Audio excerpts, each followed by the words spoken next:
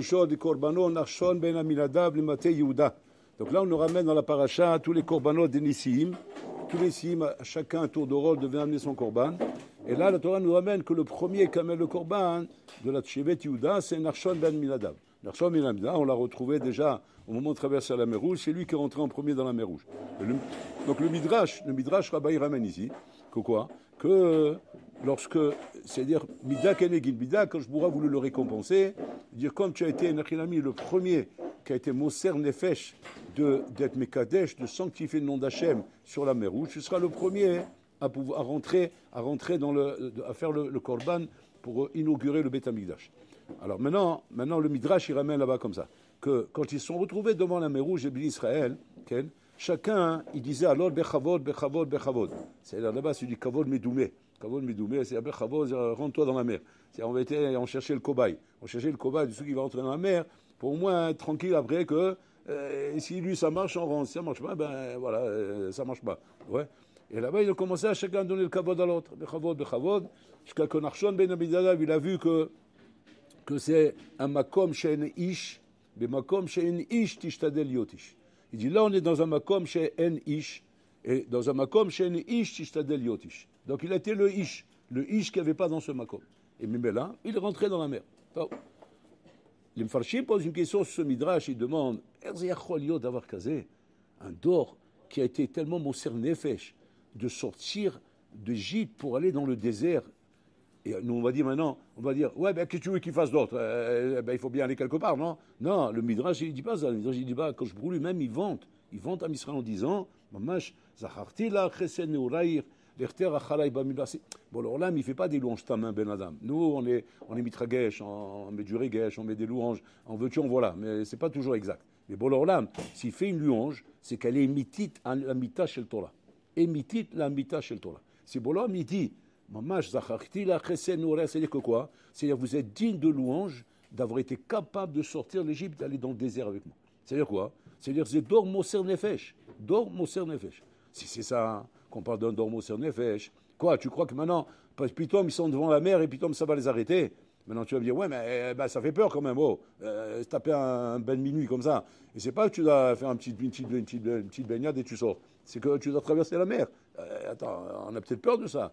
Un d'avoir cassé. Le Midrash répond là-bas. Il dit, Acharek Akedat Israq, quand Abraham Avinu a fait la Kedat Israq, on a vu comment, à travers les générations, mais Kol Dor Vador, Am Israël Lamad Limsor Nefesh.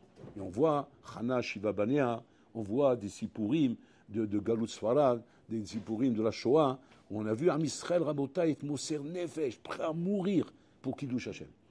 D'où ça vient cette force? De la Kedat Israq.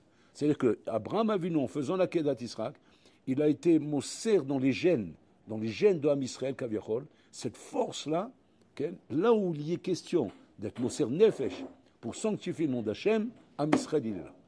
Am Israël il est présent. Il est là pour faire ça. Je dis comment ils n'ont pas peur? Ils ont reçu ça dans les gènes. Dans les gènes, ils ont reçu ça. De Abraham Avinu. Si c'est comme ça, la Kedat Israël, elle est avant Kiryat Yamsouf. Donc ils ont reçu dans les gènes. C'est Mabaya. Mabaya doit rentrer là-bas dedans. Parce qu'il y a des cas qu'on dit sur Hanala, Michel, Azaria, que eux, lorsqu'ils ont voulu rentrer dans la braise là-bas, quand il a voulu les brûler, le roi là-bas, parce qu'il voulait qu'ils se prosternent devant Avodazara, alors eux, ils ont dit on va faire un calvachomet des grenouilles. Si les grenouilles, qu'il y avait le choix d'aller de partout en Égypte, et pas d'Afka, de celle qui va rentrer dans le four, parce qu'il y avait le four aussi. Il fallait qu'elle rentre dans le four aussi. Maintenant, là-bas aussi, il y a les grenouilles. Qu'est-ce qu'elle disait à sa copine? Bechavod, moi je dois aller là-bas. Je vais dans la piscine, moi. Moi, je vais dans la piscine. Je vais remplir la piscine de grenouilles. Toi, tu rentres dans le four. Il dit, attends, pourquoi moi je rentre dans le four? Pourquoi je suis un pigeon? Moi, ici, c'est marqué pigeon, ici, c'est marqué grenouille. Donc, moi, je vais dans le truc, moi, tu vas là-bas. Et donc, il y a eu des grenouilles qui sont entrées dans le four. Maintenant, toutes leurs copines, qu'est-ce qu'elles ont dit? Les pauvres. Ça va devenir à beauté du gratin de grenouille chez Mijmor, c'est ce qui va sortir là-bas. Nous, on est dans la piscine, tranquille, comme ça. C'est vrai qu'ils embêtaient les Égyptiens, mais c'est un kiff. Ils étaient à la mer, dans la piscine, dans le jacuzzi. Ils étaient dans le truc. Là, ils rentrent dans le jacuzzi, puis ils voient des grenouilles sortir là-bas chez Mijmor. Et les Maassé, après que la plaie s'est arrêtée, toutes les grenouilles, elles sont mortes. Sauf celles qui étaient dans le tanour. Celles qui étaient dans le tanour, elles sont sorties bronzées de là-bas. Bien comme il faut.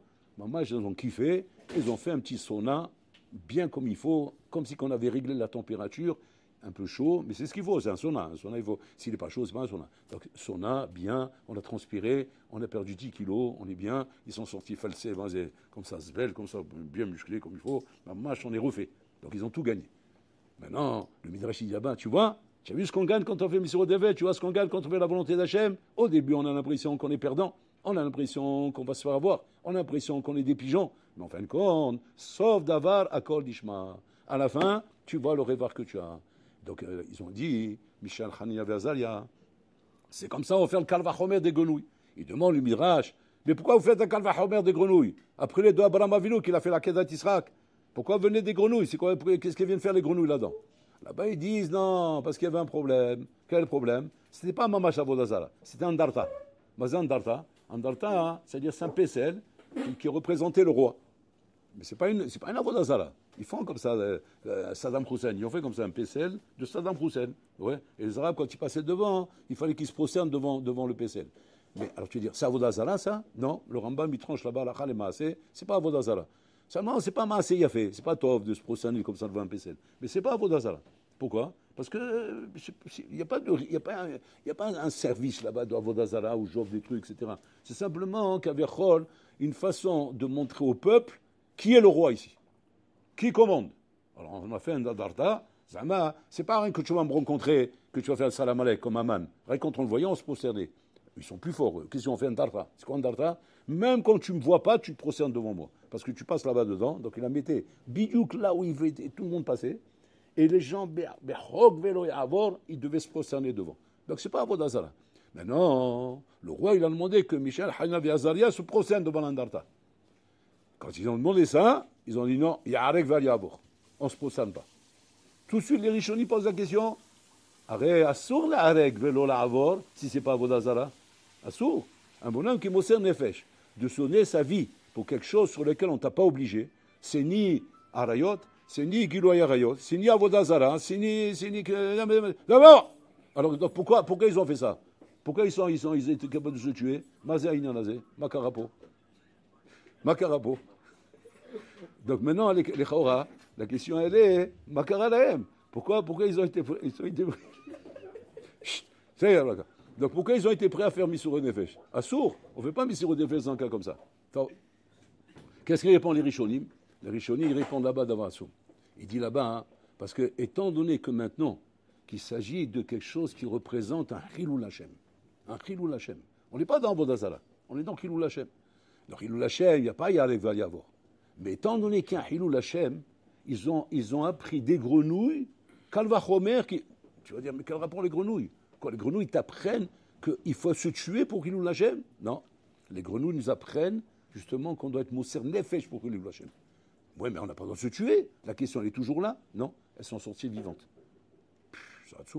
Alors quoi, tu vois quoi? C'est-à-dire, je rentre là-bas, al da'at que j'aurai un S? Oui, biduk.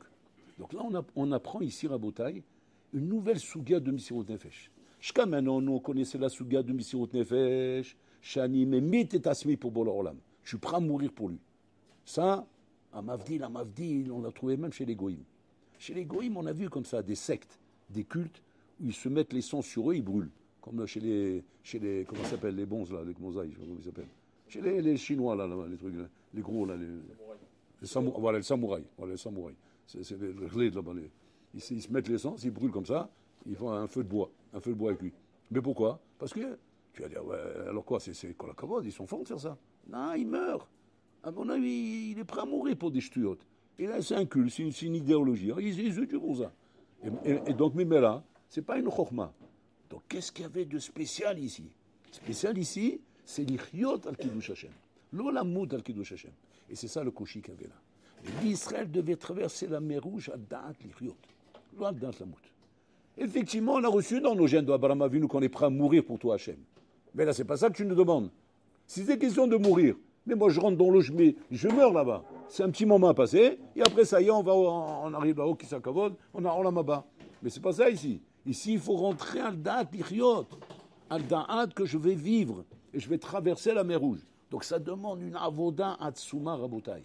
Une avoda atsuma du bitoul de son ego et mettre en avant Rabotai la Mitziut d'Hachem, que même la mer n'existe pas. Et qu'il s'agit ni plus ni moins que ça raccole qu'une route. Et la mer, c'est un dimion. Il faut être fort, hein. Imagine-toi que la mer, maintenant, c'est un dimion. Il n'y a pas de mer. C'est quoi? C'est une route. Ah, mais dans le dimion, je vois une mer. Bah, mais ça va, soigne-toi. Parce que tu vois un truc dans le dimion, tu vas pas rentrer là-bas dedans. Dans la réalité, c'est une route. Et ça, c'était la Nisayon. Et à cause de ce Nisayon, rien que Narshon Aminodé, il était capable de faire ça. Ou aya aish, sham sugal yot ish bemakom shen ish, en bataille. C'est ce qu'on demande à l'homme dans la vie, Rabotai. Dans la vie, on te demande plus que tout. Plus que tout.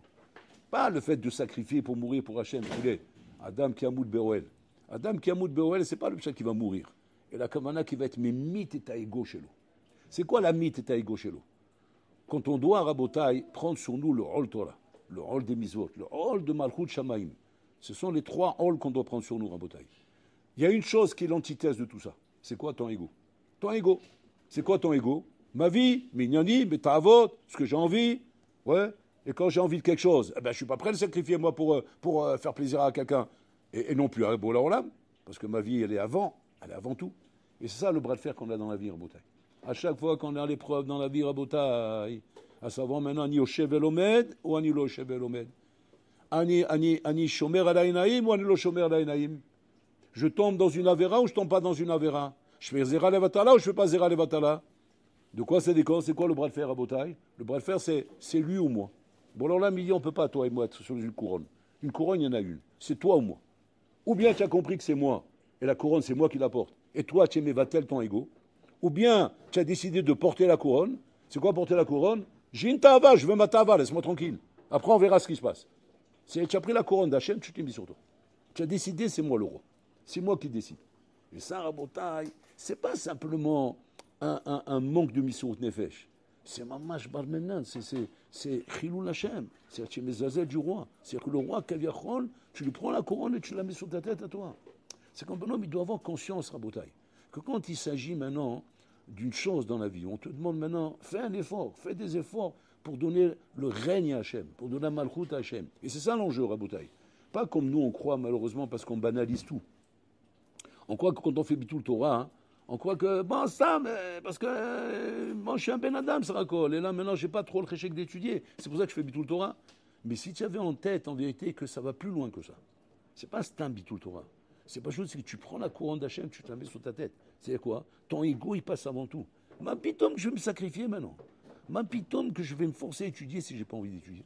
Ma pitome que je vais faire attention de faire la kavana alors que j'ai pas envie. Ma pitome que je dois faire attention alors que j'ai pas envie. Ma pitome que je vais pas m'énerver alors que j'ai envie de m'énerver. Ça, c'est le problème de Rabotai, de prendre la couronne du roi et la mettre sur ta tête. Ton ego, il passe avant tout. Parce que là, on ne parle pas de mourir, là, on parle de vivre avec Kiddush Hashem, Rabotai. Et c'est ça qu'Hachem nous demande. Hachem nous demande, Rabotai, Pachout, que quand il nous dit, soyez Mekabel sur vous, Ol Malchut Shamaim, Ol Misvot, Ol Torah. La Kavana, c'est donne la couronne à Hachem. Donne la couronne à Hachem et arrête d'être égoïste, de penser à ta tête. Parce que malheureusement, Rabotai, tant qu'un homme, il est avec ses midot, avec son ego, avec son anime à lui, avec son sentiment de privation. Je vais me priver. Et ma vie, eh ben, j'ai qu'une vie, moi, j'en ai pas deux. Bah, putain, que je vais me priver. Bon, alors, l'ami, tu sais ce que ça veut dire, les mots que tu dis? Parce que nous, on banalise, nous. Nous, on rend quoi, ça? Non, c'est juste une privation, c'est pour ça que je m'énerve. Bon, là, on me dit, c'est pas ça, le pshat. Sois émette. Traduis bien ce que tu viens de dire. Quand tu dis Hachem, je ne veux pas me priver, le pshat veut dire Anlo mekabel et un rôle shelcha. Pourquoi? Parce que mon ego, il est là. C'est mon ego qui compte. Et mon ego, il n'y a pas. C'est lui qui aura le dernier mot. Donc, soi-disant, le Yetzara, il maquille, parce qu'il est très fort, le Yetzara. Qu'est-ce qu'il fait, le Yetzara? Il dit, mais non, c'est pas ça le pshat, c'est pas si grave que ça. C'est ça, d'accord, tu as envie d'un truc, c'est tout. Tu as envie d'un truc, alors fais-toi plaisir. Bah, putain, la Torah, c'est la mort. Il faut se faire plaisir quand même. On ne peut pas s'interdire à chaque fois et dire, non, assaut. Alors, ça y est, on se donne des térim. Et comme le Yetzara, il a réussi à banaliser le problème, donc, mais là, tu ne vois pas la gravité. Et mais là, tu te laisses aller. Mais quand le bonhomme, il a la vraie shkafa de la Torah, et qu'il comprend ce que c'est, il ne peut pas s'amuser à Rabotai. Narshon Ben Aminadav, quand il voit les Shvatim en train de dire Bechavod, oui, il n'a pas vu ici du Kavod Medoumé. Il n'a pas vu ça. Il a vu ici, Pashut, Bitul, Ol Malchut Shamaim. C'est pourquoi? Parce que mon ego, ma putain, je vais mettre en sakana. Ma putain, je vais rentrer dans la mer. Alda, Tirion, je suis pas cette madriga, moi. Moi, je suis pas capable de ça. Ouais, mais Hachem, il a dit que oui. Hachem, il t'a dit, tu rentres dans la mer. Tomar l'Ibn Israël, Vaïsaou. Bon, alors, tu sais ce qu'Hachem, il veut de toi. Maintenant, je ne me sens pas au niveau. Je ne me sens pas capable. Par rapport à ça, qu'est-ce que je fais? Je fais des pcharotes. Je fais des pcharotes, mais à cause de qui tu as fait ces pcharotes? À cause de ton ego. Pas à cause de la vérité que la pchara était nécessaire. La pchara n'était pas vraie. C'est ton ego qui t'a fait ça. Et ton ego veut dire, en d'autres mots, bitul ol malchut shamaim. Donc, Narshon Abinadav, à la makom, il n'y a pas le choix, on rentre. Là, il n'y a pas d'homme, soit un homme. Pourquoi? Parce que l'enjeu de ça, c'est ol malchut shamaim. Donc, on ne s'amuse pas avec ça. Donc, mais là, il est rentré dans la mer, Raboutaï. Et c'est ça qu'on demande à l'homme, Raboutaï. On demande à l'homme d'être un homme là où il n'y a pas d'homme. Ne va pas commencer à te faire attraper au jeu de « Mais tout le monde fait comme ça. Tout le monde pense comme ça. Tout le monde rigole. Tout le monde s'amuse. Tout le monde ça. Alors moi aussi, je veux être comme tout le monde. Je ne veux pas être celui qui va être le cobaye du tout le monde. Je ne veux pas être celui qui m'ossère les fèches.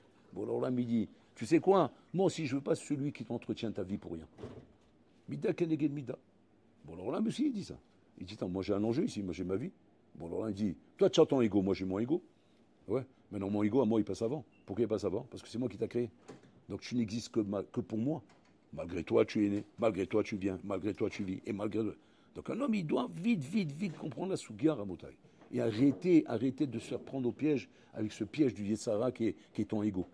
Et qui te fait croire que ça raconte, non, c'est pas Bitul Ol Malchut Shamaim, ça raconte, c'est comment dire, c'est un choix dans la vie, et on fait un choix comme ça, et après un choix comme ça, et si on s'est trompé, eh ben on fait tchouva, et voilà, et la vie elle continue. Attends, réfléchis bien à ce que tu fais. C'est pas qu'un Yetzara, c'est pas qu'un problème de faire tchouva, c'est un problème de fond, il y a un problème de fond ici dans l'Ashkafa, et qu'à un moment donné, tu dois prendre une décision, et savoir trancher. Et savoir dire maintenant à quoi je joue là. Je joue avec le Emet. C'est pas le tout de dire je fais des averot, on fait des averot. En sadik baré sacher le cheta. Tout le monde fait des averot. On n'est pas. Borolam il est conscient de ça. Seulement il y a avera mishum ta'ava et avera mishum lachis. Ish mumar lachis et mumar l'eteavon. Mumar l'eteavon c'est quoi? C'est un bonhomme, Shalom, il n'est pas en train de remettre en question la Malchut d'Hachem. Mais Malachis, il remet en question la Malchut d'Hachem. C'est quoi remettre en question la Malchut d'Hachem? Je ne suis pas prêt à sacrifier mon ego. Je ne suis pas prêt à ça. Si jamais c'est mon ego qui met en jeu, mon ego avant tout. Et là ça peut être grave.